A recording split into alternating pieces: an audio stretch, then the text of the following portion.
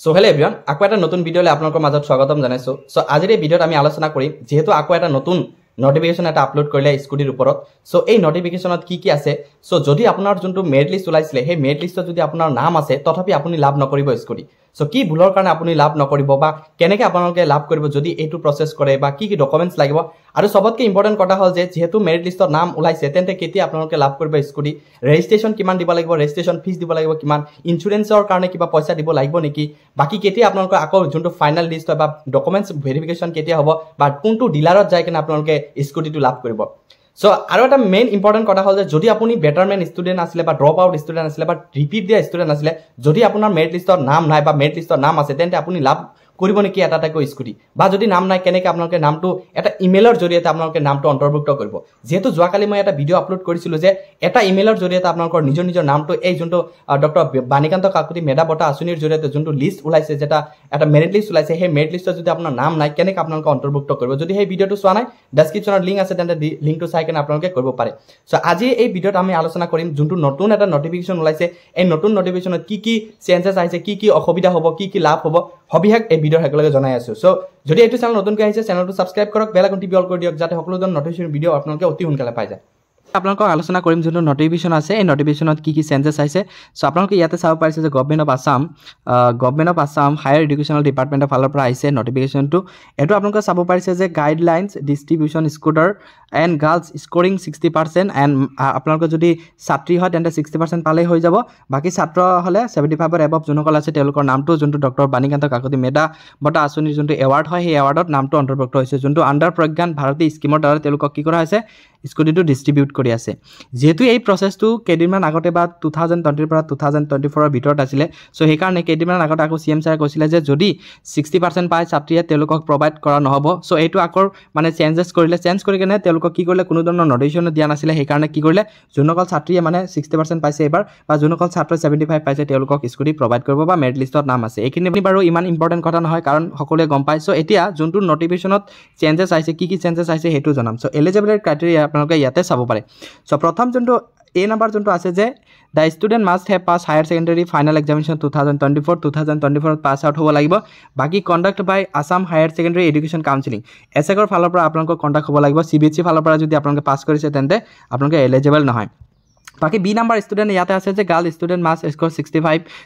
60 অৰ মোৰ মাৰ্ক। আপোনালোকে 60ৰ ওপৰত হ'লে আপোনালোকে কি কৰিব পাৰিব, স্কুটিটো লাভ কৰিব। বাকী বয়স হ'লেতো আপোনালোকে জানে 75 এবভ হ'লে আপোনালোকে পাৰিব। বাকী ষ্টুডেণ্ট বেটাৰমেন এণ্ড এইটো ভালকৈ আপোনালোকে মনত ৰাখিব, যোনসকল ছাত্ৰ ছাত্ৰীয়ে মানে বেটাৰমেন আছে তেওঁলোকক এই যোনটো এৱাৰ্ড হয়, যোনটো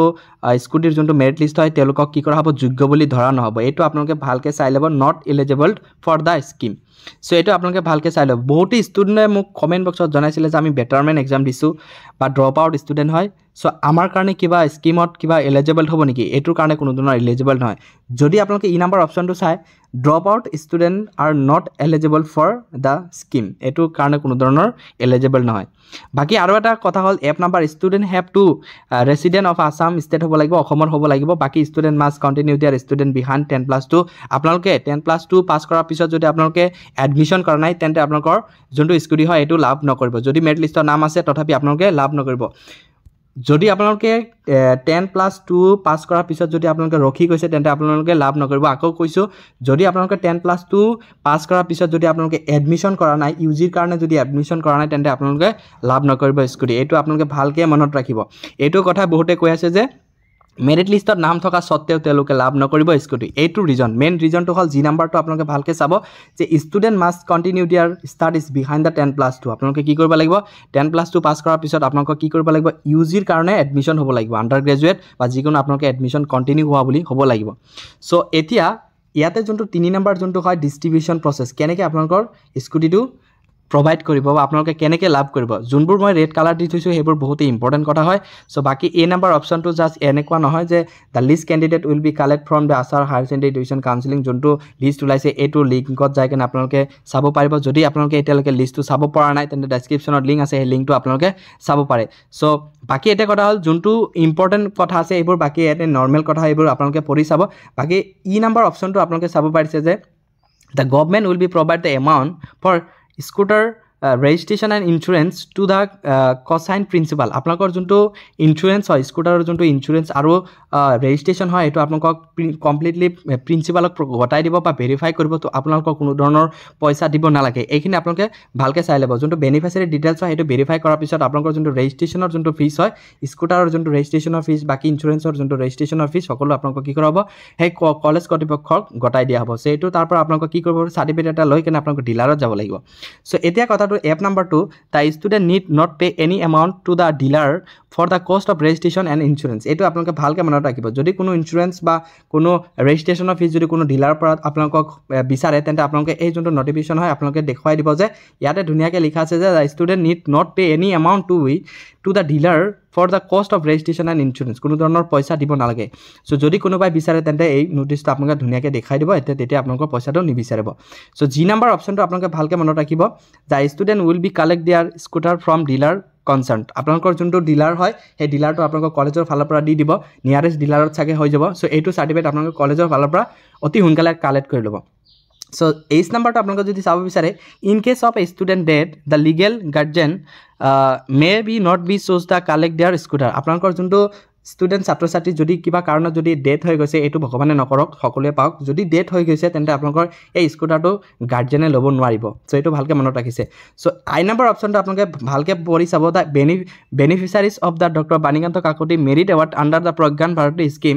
shell not be eligible for the Nijut Moina scheme যিহেতু এতিয়া নতুনকৈ আকৌ অসমত এটা নিযুত মইনা আঁচনিৰ জৰিয়তে ছাত্ৰ ছাত্ৰী কি কৰিব প্ৰতি মাহে 1250 টকা বা প্ৰতি মাহে 1500কৈ তেওঁলোকক পইচা প্ৰভাইড কৰিব যদি সেই নিযুত মইনা আঁচনিৰ জৰিয়তে তেওঁলোকে পইচাটো ল'ব বিচাৰে তেন্তে যোনটো প্ৰজ্ঞান ভাৰতী স্কিমৰ দ্বাৰা যোনসকল ছাত্ৰ ছাত্ৰীক মানে স্কুটি প্ৰভাইড কৰি আছে তেওঁলোকে স্কুটিটো দিয়া নহ'ব মানে এটা অপশ্যনহে আপোনালোকে চুজ কৰিব পাৰিব যদি আপুনি স্কুটিটো লাভ কৰিব বিচাৰে তেন্তে আপোনালোকে যদি ছোৱালী হয় বা ল'ৰা হয় তেতিয়াহ'লে আপোনালোকে নিযুত মইনা আঁচনিৰ পৰা আঁতৰি থাকিব বাকী যদি আপোনালোকে নিযুত মইনা আঁচনি ল'ব বিচাৰে তেন্তে আপোনালোকে যোনটো স্কুটি হয় সেই স্কুটিৰ কাৰণে আঁতৰি থাকিব সো এইখিনি আপোনালোকে ভালকৈ মনত ৰাখিব যদি নিযুত মইনা লাগে নিযুত মইনা ল'ব বাকী যদি স্কুটি লাগে স্কুটি ল'ব মোৰ মতে আপোনালোকে স্কুটি লোৱাটো ভাল কাৰণ নিযুত মইনা আঁচনিটো ভাল কাৰণ প্ৰতি বছৰে বহুত পইচা আপোনালোকে ইয়াৰ পৰা পাব বা প্ৰতি মাহে মাহে আপোনালোকক বেংক একাউণ্টত সোমাই দিব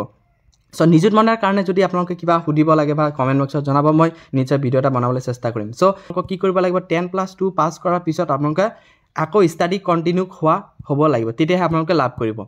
সো ইমান এটা সৰু ভিডিঅ'টো ভাল লাগিলে